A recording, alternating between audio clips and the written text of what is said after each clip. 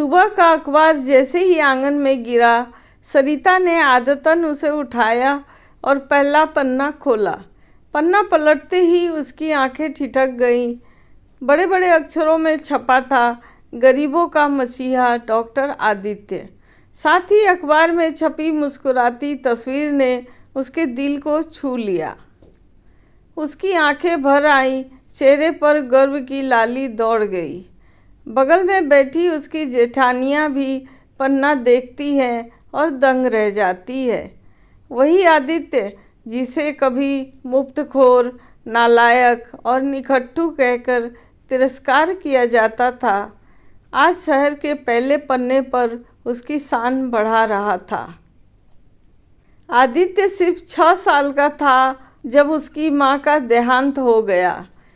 इतनी नन्ही उम्र में जब बच्चा माँ की गोद में खेलना चाहता है, किस्मत ने उससे वह सुख छीन लिया। पिता दिन रात एक छोटी सी किराने की दुकान में लगे रहते। घर का बोझ बड़ा था। ऐसे में सरिता, जो आदित्य से 10 साल बड़ी थी, उसके लिए माँ जैसी बन गई। वह उसे स्कूल भेजती, खाना खिलाती, होमवर्क करवाती। जब वह रोता तो उसे गोद में सुलाती। आदित्य को लगता जैसे दीदी ही उसकी दुनिया है। लेकिन कुछ साल बाद सरिता की शादी हो गई। जब विदाई का समय आया तो वह आंसुओं में भीग गई। भाई, अपना ख्याल रखना, यही कह पाई। आदित्य की मासूम आंखों में डर और अकेलापन साफ झलक रहा था। पिता ने जैसे तैसे उसे संभाला, मगर किस्मत ने फिर बेरहमी दिखाई। पिता भी बीमारी के कारण अचानक चल बसे। खबर सुनते ही सरिता रो रो कर बेहाल हो गई। वह अपने पति से बोली, मैं अपने भाई को ऐसे अकेला नहीं छोड़ सकती। चाहे कुछ भी हो, मैं उसे अपने साथ रखूंगी। पति ने समझदारी दिखाते हुए पिता की दुकान बेचने का सुझाव दिया ताकि उससे आदित्य की पढ़ाई हो सके। यही हुआ। दुकान बिकी और आदित्य को ससुराल में लाकर सरिता ने पढ़ाई जारी रखवाई। लेकिन ससुराल का माहौल आसान ना था। घर में 2 जेठानियाँ थीं। सास ससुर का देहांत हो चुका था, इसीलिए घर में वर्चस्व उन्हीं का था। दोनों संपन्न परिवारों से आई थीं और गरीब घर की सरिता को नीचा दिखाने का कोई मौका नहीं छोड़ती। आदित्य उनके लिए सबसे बड़ा बोझ था। जब वह किताब खोलकर बैठता, बड़ी जेठानी ताना कसती, अरे पढ़ लिख कर करेगा क्या? रोटियां तोड़नी आती हो तो बहुत है। छोटी जेठानी और भी कड़वी थी।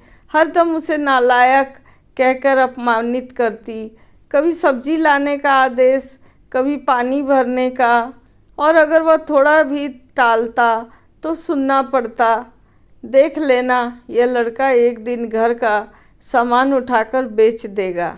सरिता का दिल भीतर से रो उठता, मगर घर में उसकी आवाज़ कमज़ोर पड़ जाती।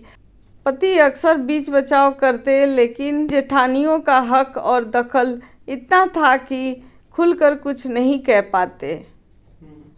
एक दिन बड़ी जेठानी ने आदेश दिया, आदित्य जा जरा साबुन ले आ। आदित्य ने विनम्रता से कहा, दीदी पहले जीजाजी के जूते पॉलिश कर लूं, फिर चला जाता हूँ। बस इतना सुनते ही वह आग बबूला हो उठी। देखा इसकी अकड़, चोरी चकारी करता होगा तभी काम से बचता है। छोटी जेठानी ने तुरंत ताना मारा, मुफ्तखोर कहीं का, यहाँ के घर का सामान बेचकर भाग जाएगा। यह सुनकर आदित्य का मासूम दिल टूट गया। वह दीदी सरिता के पास भागा और रोते रोते बोला, दीदी अब मैं यहाँ नहीं रहूँगा, बहुत अपमान झेल लिया।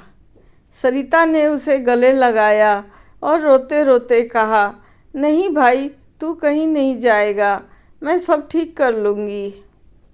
पर आदित्य का मन बन चुका। अगले ही दिन वह घर छोड़कर चला गया। भूखा प्यासा भटकते भटकते वह सड़क पर गिर पड़ा। तभी उसकी टक्कर सेठ दामोदर लाल की गाड़ी से हो गई। सेठ जी और उनकी पत्नी ललिता देवी मंदिर से लौट रहे थे। बरसों से संतान की आस लगाए हुए थे। ललिता देवी तुरंत गाड़ी से उतरी, पानी के छींटे मारकर आदित्य को होश में लाई। बेटा, कौन हो तुम? उन्होंने ममता भरी आवाज़ में पूछा। आदित्य फूट फूट कर रो पड़ा और अपनी सारी कहानी सुना दी। ललिता देवी का दिल पिघल गया। उन्होंने उसे गाड़ी में बैठाया और घर ले आई। सेठ जी नेक दिल इंसान थे। उन्होंने आदित्य को अच्छे स्कूल में दाखिल करवाया।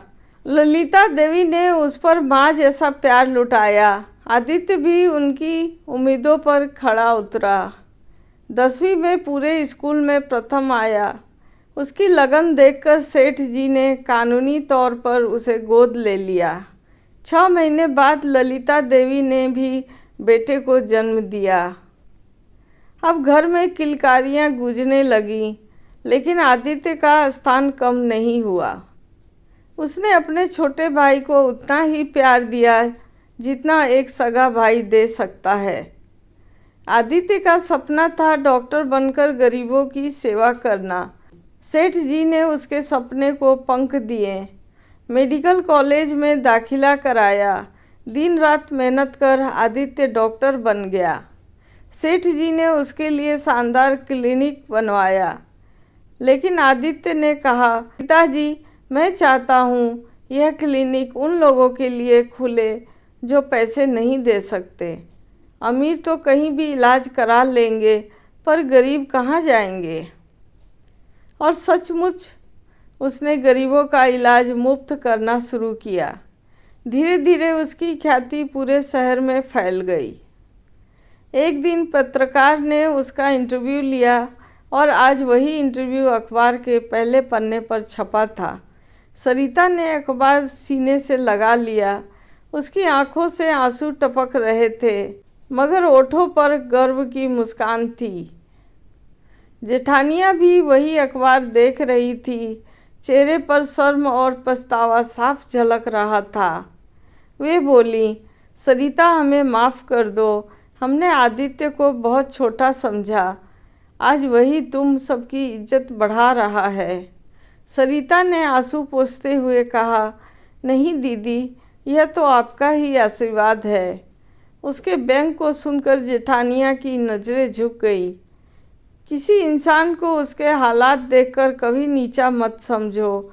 हो सकता है वही इंसान कल तुम्हारे लिए गर्व का कारण बने।